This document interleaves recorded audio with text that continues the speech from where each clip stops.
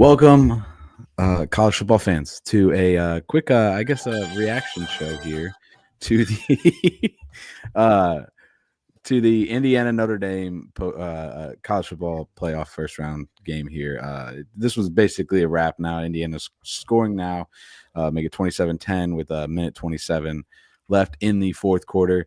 Are you surprised at all in this, Jimmy? I will say I am surprised. If you listened to our show yesterday, I called this basically the opposite way. I said that Notre Dame was going to get shut out. And I thought that, I put my faith in Curtis Rourke and I have zero faith in Riley Leonard. And for the first 2 minutes of this game, that looked like a very solid, until that interception that he throws right after they get the interception from Riley Leonard. Indiana's did this in their two big games. They got the 2-point conversion, so it's 27-11 now. But they've done this in their two big games. No shame to them because it's incredible. They turned themselves around 8 games this season. So it makes sense to struggle in these big moments, but in their big moments, they don't show up early and the talent overruns them and they just have no response until the very end. Cause I remember them doing the same thing against Ohio State. They scored like 1 or 2 touchdowns at the very end of the game. But other than that, they looked shell shocked. They looked, the defense doing everything they can. They blocked the field goal and Curtis Rourke, there was a reason why he started at Ohio, and he had a good season. And I think that he's looking to go into the NFL or some sort of professional. He seems more like a spring league quarterback to me, to be honest. Tonight was not a good showing for them. It was not a good showing for Indiana, even though it's their most successful season in program history. This was a bad game for them. Yeah, I would. It wasn't pretty from start. I mean, you get the momentum early. You get a Riley Leonard interception. You kind of drive down the field on Notre Dame a little bit. You get within with the 30. I think it was somewhere around that, and then you turn the ball right back over to Notre Dame and let them. You get a 98-yard touchdown right after that. Big momentum turns early in the game. Just too much for Indiana to kind of recover from in that case. And it's shitty because IU just recovered the onside kick. No.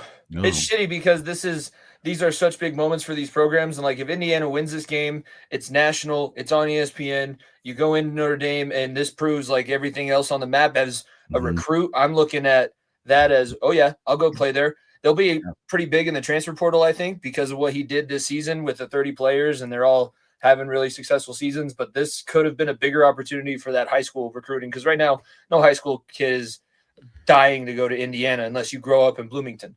Right. Yeah. Josh, welcome in. What's your initial thoughts on tonight's game? Well, beginning in the fact that I grew up, my childhood was spent in South Bend, and I'm a Notre Dame guy. I went to a Notre Dame affiliated high school, quote unquote affiliated high school. And I had a ton of friends that go to IU, and I partied at IU. I was hoping for a better game, but I think IU had a great season. I think Signetti is going to be, as long as he stays at IU, I think he can build a program there. And I think IU could be the cream of the crop in the Big Ten in the next 3 to 5 years if he does things the right way. He's not afraid to use the transfer portal. He already brought up he brought 30 guys in. Yeah. I think this is going to help in-state recruiting in Indiana a ton because the Big Ten is growing with the competition they have and the TV deals they have. The Big Ten can run with the SEC in the current state of college football.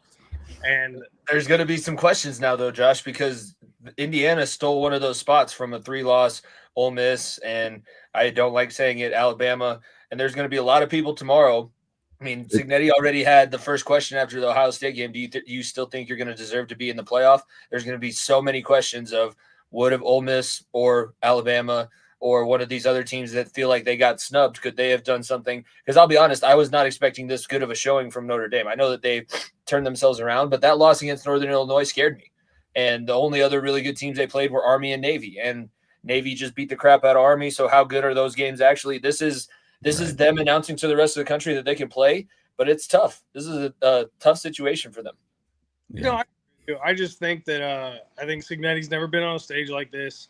I think he's going to adapt. I think he's going to grow. He's won everywhere he's been at. I think this is the beginning of something at IU. I think he will grow the recruiting in Indiana. IU is very popular, even with IU being as horrible as they are for football. They still have a fan base in Indiana, man. It's strong. This is going to make it 10 times stronger. And like I said, with what the Big Ten has become and with what IU looks like they can become, I think the recruiting for IU is going to be way, way easier for them than like Purdue, is what I'm getting at. Notre Dame's still going to get the cream of the crop and the pick of the litter who they want out of Indiana. Notre Dame looked good tonight. I think if they play this kind of ball, I don't think they can beat Georgia. The defense needs to be a little bit tighter. The special teams has to be a little bit crisper, and Riley Leonard has to make better decisions overall. Not rush things. Slide when you need to slide when you're running the ball. Don't get hurt. Protect yourself, protect the team. And the offensive line has degraded as the game has gone on. So either they've just taken their foot off the gas or IU's figured something out. Something's wrong there. So they got some things they definitely need to clean up before they see, SEC Georgia. Yeah. It'll be interesting to see because that's who they'll take on in the next round on January 1st. Against the All-State Sugar Bowl, I believe is what the game that they'll get to, or they're moving on to take on the number 2 seeded Georgia Bulldogs. It's a big game for Notre Dame as well because again, you're looking at, like you mentioned, Jimmy, a team that is trying to prove that they should be there still, even though they had a loss to NIU. They haven't really beat anybody. I mean, you look at the schedule. You said they beat Army and Navy. This helps their strength of schedule quite a bit. It does. It's a big win. They get another challenge in the next round as well. Do you think they have any chance against the Georgia Bulldogs? They're going up against a freshman quarterback because it was ruled that Carson Beck is not going to be healthy enough to play. So there is a chance. Yep. It is a neutral site. Riley Leonard now goes from the less experienced guy to the more experienced guy with the playoff win. He proved to me, if he can just play the way that he's meant to play, and he's not meant to be, he's a Taysom Hill type, except he's not as much of an athletic freak. He should not be throwing the ball. It's very rare, and it should be always off play action. If you give him the opportunity to read the field, he doesn't see it necessarily, and he tries to force things when he has pressure. Get out. He's like the Georgia Tech quarterback too. Georgia Tech tried to go into this pass thing in the 2-point conversions. Kid's been running it down the throat all day. I would just run him. It's a proven way of winning at the college football level. The defense is going to be a different story. They know how to contain athletes. He will have to make a few more plays in the passing game. I'm not going to say that it's totally out of the question, but I did pick Georgia to beat Indiana in my initial predictions. I still think Georgia beats Notre Dame because they're not getting, I will. That's another thing I wanted to bring up. The NCAA did say that this is supposed to be mostly like a neutral broadcast. It's not neutral. Notre Dame got a majority of the tickets. Yeah. So the rumors tomorrow that Tennessee bought 30,000 of the tickets to the Horseshoe, I think is going to be BS. The home field advantage was a big factor. We all said that it was probably going to be, and I think that we'll see it again tomorrow. I'm interested to see if any of the road teams can pull off upsets because that seemed to be a big part of Indiana's issue tonight too.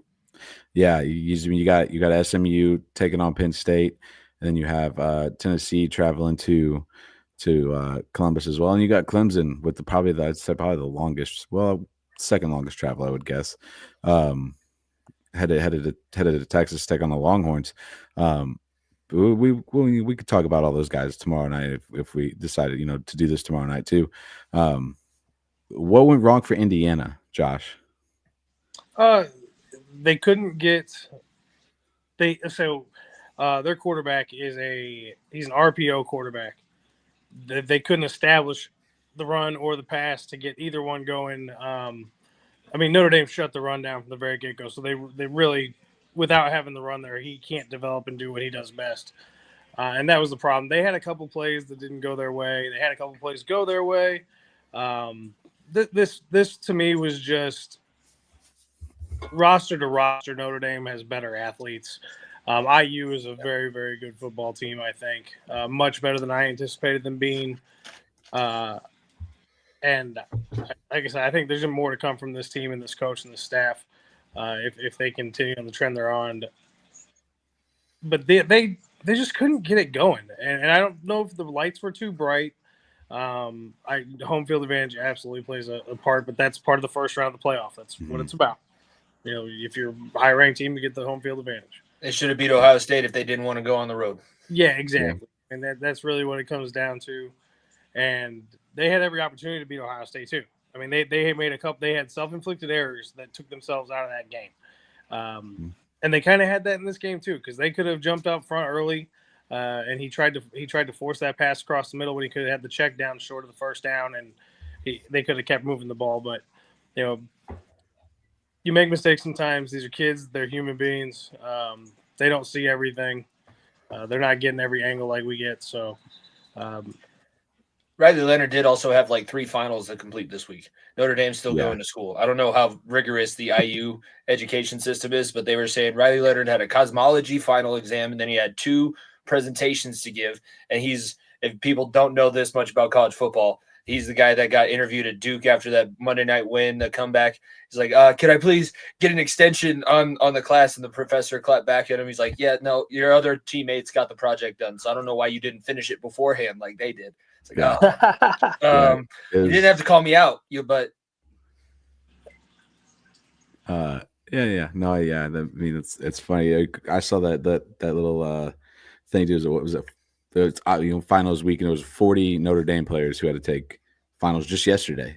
They had a final exam yesterday, as well. Hey Terrell, thanks for hopping in. I didn't realize you were a Notre Dame fan, man. Yeah, he's all over the place. He's got a hat for pretty much any team. Oh, LA, Notre Dame, wow. Washington. I get it. I get it. I'm a guy that wears a Bengals hat and a Broncos sweater, or vice versa. So it is the way it is. IU just scored again. Your feed's ahead of mine. Yeah. Yeah, Notre Dame just took Hoosiers. Yes. Yeah, I got my little pennant back here. You bum. Yeah. You're a bum. I'll thank home field for that. So I'm gonna. That's where I'll leave it at. You can use no. Well, it's right there in the bottom. Home field. You can send me some Notre Dame gear. Like I already got some in my. No. Not a 10-point game. 10-point game. Probably gonna be a 8-point game.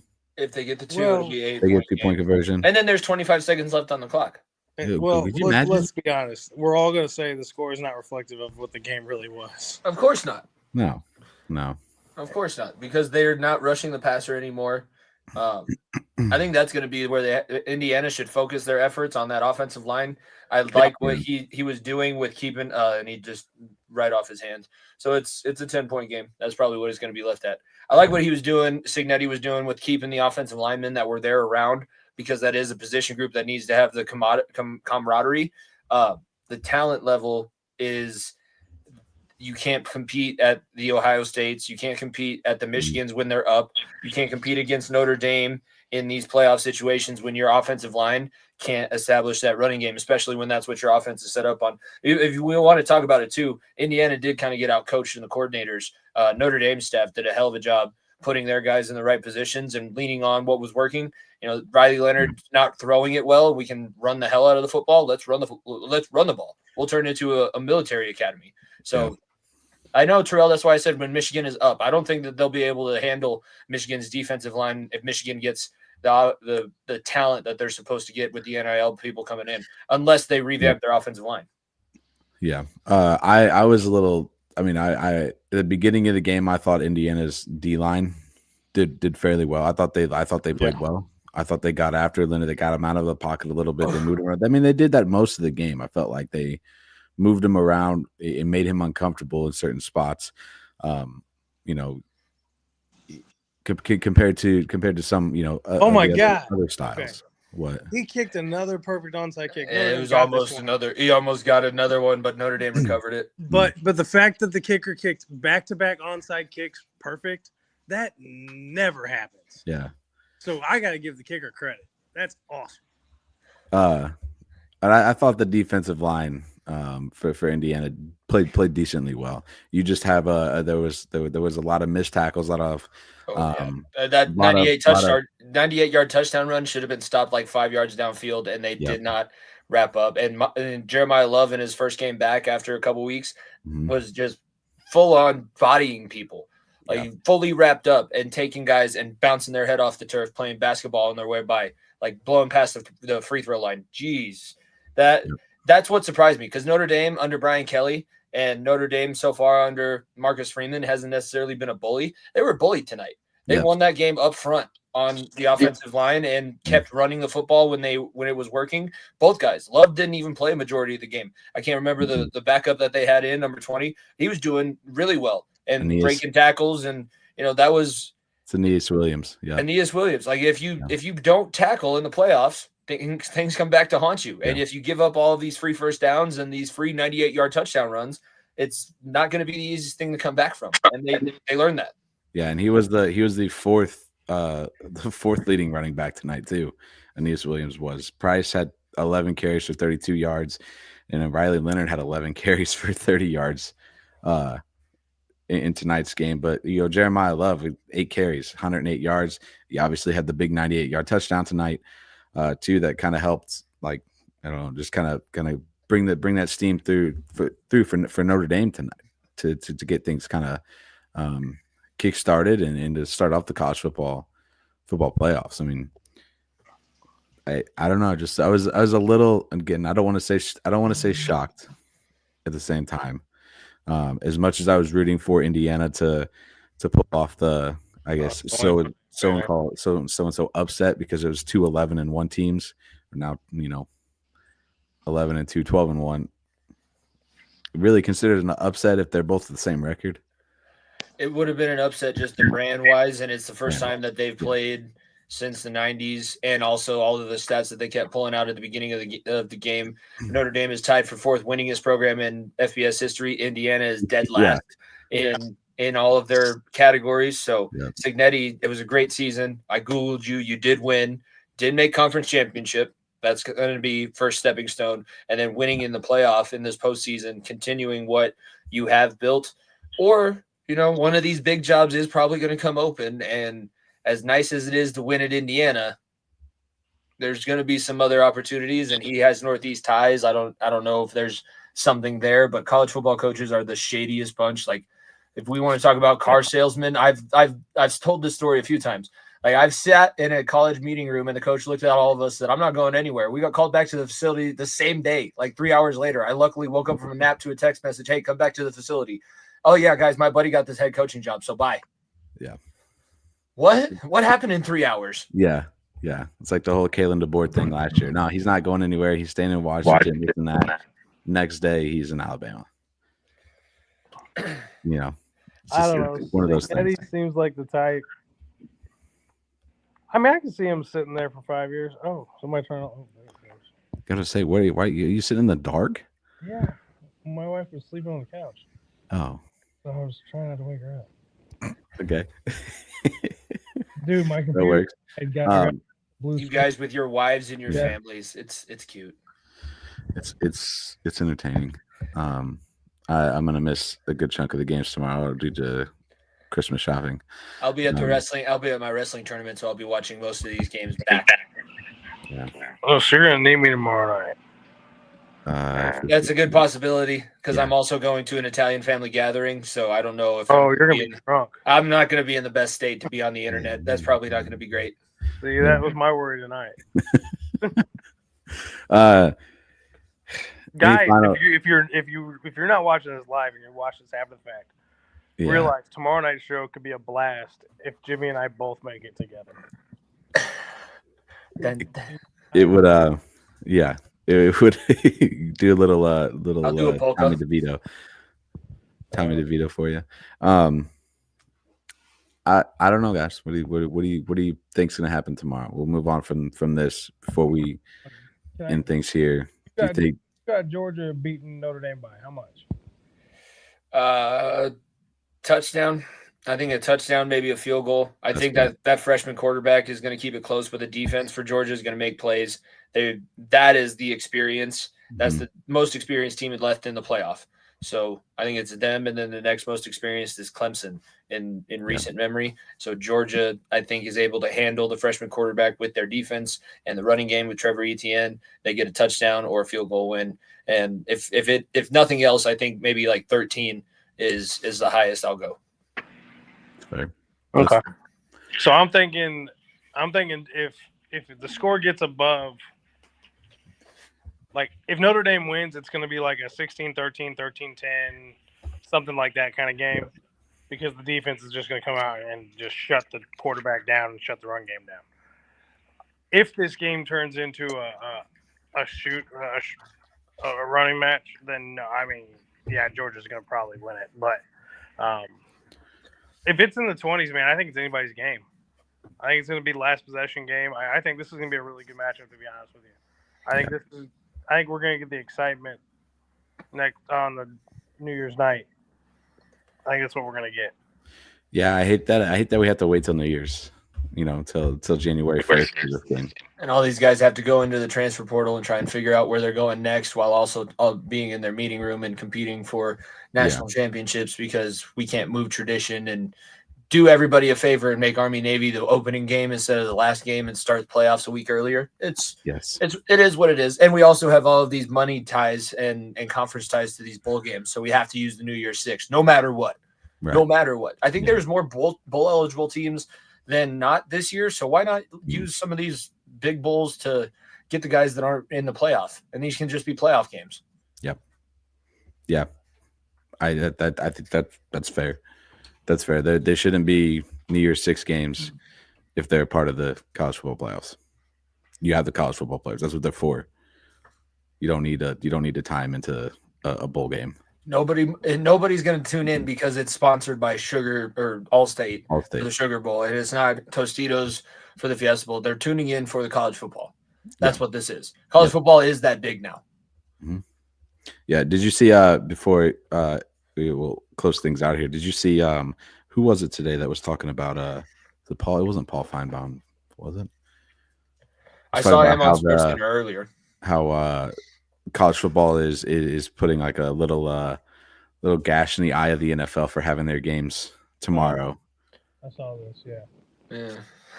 I don't know what they're really going to be able to do, because as big as college football is, the NFL is still king. Yeah. So if the NFL wants to play games on Saturday, the NFL is going to play games on Saturday. Again, that goes back to the college football schedule. NFL's looking at college football like, it's not our fault that you decided to expand without actually looking at the schedule. Yeah. This is when you normally don't have games, so we're playing on Saturday. Too bad, so sad. We'll not be on cable. How about that? We'll be on Netflix. So now nobody's going to be on cable, and they're all going to be watching Netflix, unless the Netflix does a Jake Paul stream and not show the game. That's what I'm most worried about for tomorrow. But it's going to be hilarious. It would be hilarious. I just I don't have Netflix. I hope that's not the case. I hope it's not like that. What is it? It's just the Chiefs Texans. It's just the Chiefs Texans. No, there's two games that day on Christmas Day, right? Yeah, Chiefs Texans and Steelers and Ravens. Yeah. Yeah. There's also Saturday Night Football. I mean, this week for Saturday Night Football, it is what it is. I'm probably still going to be more invested in college games, but I'm such a football fan that I'll have all the games on. Yeah. Or be trying to keep up with all the games. I don't discriminate. Said college football Division II semifinal tomorrow. Division II semifinal. Well, D1AA semifinal. I think it's the D2 final tomorrow with Slippery Rock and Valdosta. Yeah. Well, so did you guys catch this for the FCS? It's Dakota. It's North Dakota State, South Dakota State, Montana, and State. Dakota State. Yeah, Montana State and South Dakota State. Yep. Well, yeah, it's three Dakota colleges and Montana College. I'm like, are you guys serious? Montana State's quarterback is the truth at that level. I mean, I knew the North Dakota and South Dakota were good. I didn't realize the other two were. Montana State just won by 50 in their quarterfinal game. Yeah. Oh, no. The Dakotas run the D2 side of things. Like, there's no way if or buts. If it's not North Dakota State, it's South Dakota State. And then you got Montana State thrown in there now. Like a MAC schedule? What is it? Could they run against a MAC schedule? Max schedule, yeah. Yeah. Because MAC teams aren't as disciplined as these teams. MAC teams make way too many mistakes. They run into issues because it's similar to what we saw with Indiana and kind of the conversation we were having with Notre Dame about their defensive line. They just run out of gas because they have to chase around these athletes and get pushed around by these guys that are 50 pounds bigger than them. So you could tell that they're a lower division, but North Dakota State gave CU everything they can handle that week 1 matchup. Mm-hmm. Okay. Next year, Harvard. Hey, that'll be fun though. I mean, you get to see the Ivy League teams back in the FCS playoffs too, starting next season, I believe. He's a Harvard guy too, as well. I don't know what this. I don't know what this guy anymore. I don't like Harvard. Yeah. No. But it would be the cool Harvard of the Rockies. That's what I like to tell people. Yeah, I don't have anything. I mean, outside of this game, I thought it was a good. Do we want to make predictions for tomorrow? Yeah. I thought it was a good start to the college. I mean, thought it was a decent start to the college football playoffs. It wasn't great, wasn't awful. It could have been a lot worse. Oh yeah, it could have been way worse. Could have been a lot worse. Could have blown them out 60-4. Yeah. Anyways, tomorrow, Jimmy, who do you got winning each game tomorrow? I'm sticking with my initial predictions from our show that everybody can go check out on our channel at FEOTB Pod.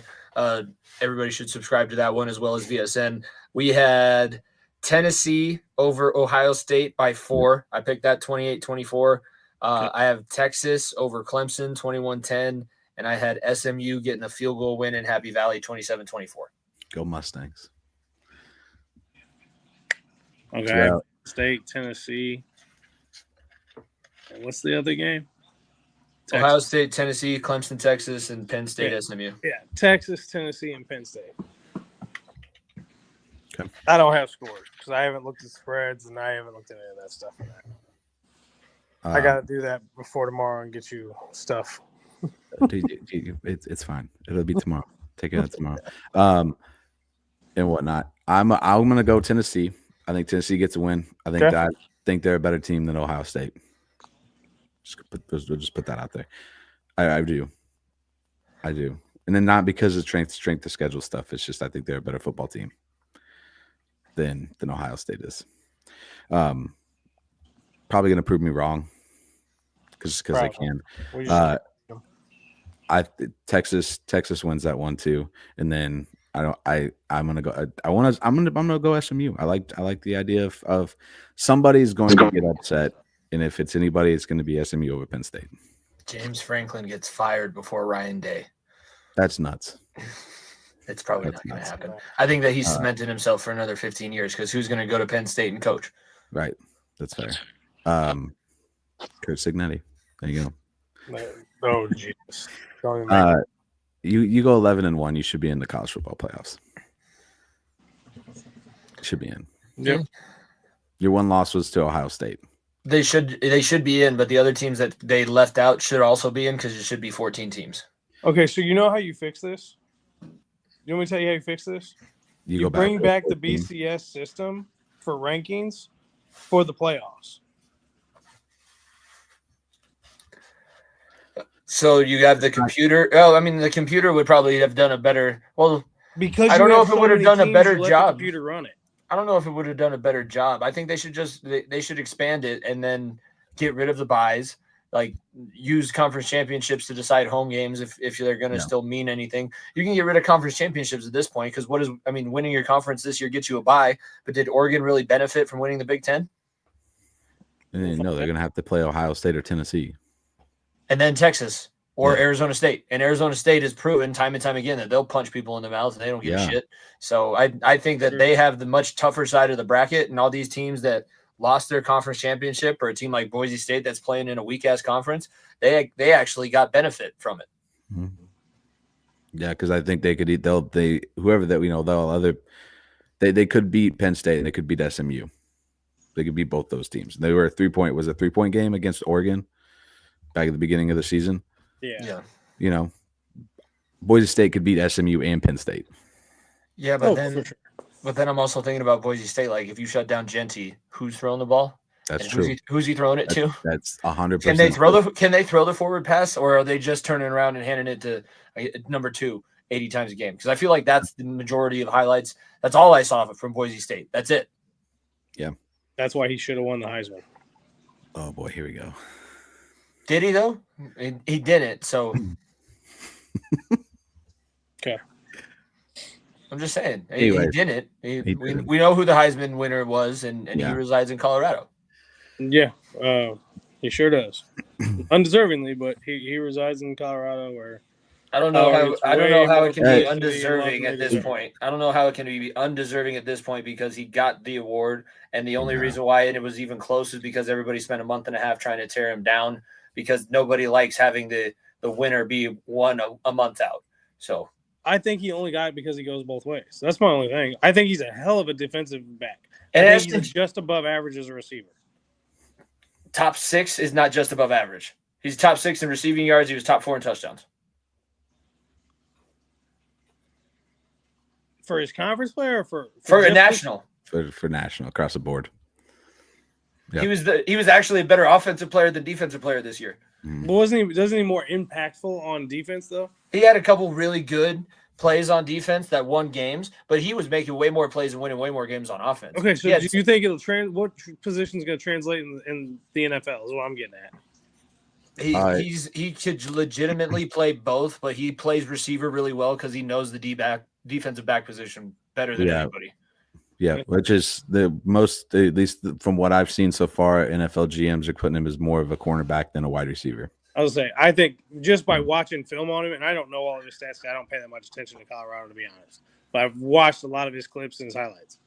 To me, he just looks like a better defensive back than he does receiver. That's just watching film. That's all. He was getting himself involved because he wasn't involved on the defensive side of the ball a lot. Nobody was really throwing towards him. He ended up making an interception off a tip. He was just finding himself around the ball. He got better at tackling because he knew nobody was going to throw him the ball, and he won the Baylor game by himself, putting his face on the football, forcing a fumble.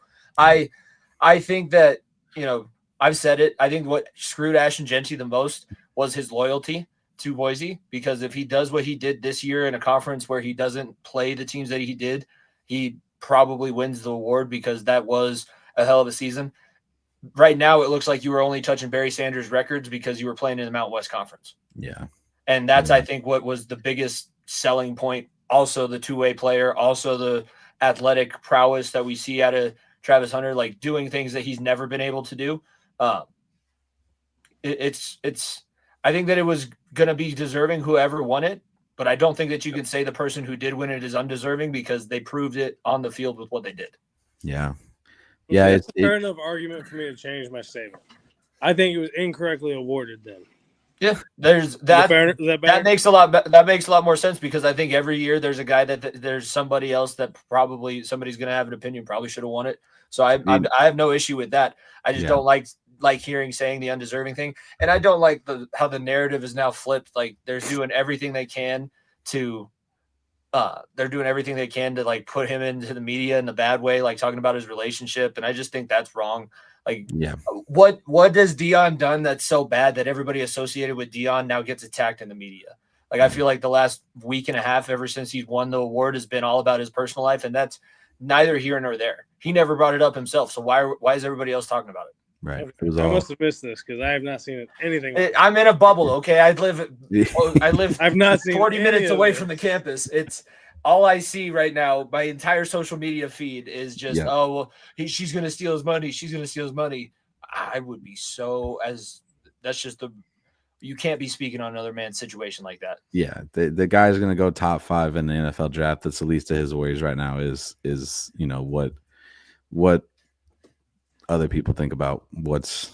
It's apparently loud enough. He addressed it on his own show. That's the only reason. Like, I want to put it out there and say, talk about his play on the field, talk about what he did in the 2 years that he's here and changed a program that was 1-11 to 7-8-3, possibly going to be 9-3 for the first time in 20 plus years. He's done so much for this program, and he's so humble as he does it. That's what we should focus on. Who cares about who he's marrying or who he's not with or what she's going to do? That's nobody's business but their own.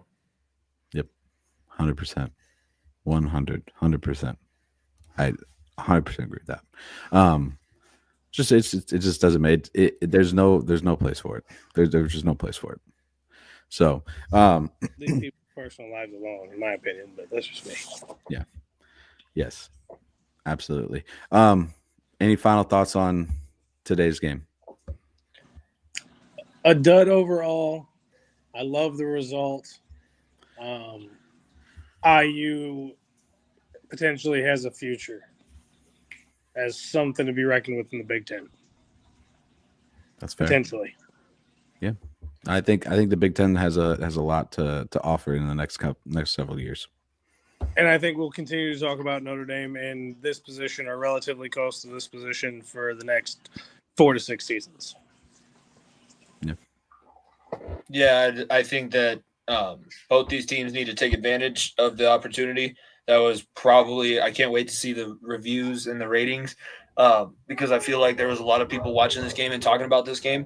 Mm-hmm. So take advantage of the opportunity that you were given. But it was an okay performance. Ended up being a little bit more lopsided than I was hoping for, and I had the wrong team coming out on top. But it'll be interesting to see what tomorrow looks like. All that did – a majority of what tonight did is leave me intrigued for tomorrow and what's coming up. Yeah.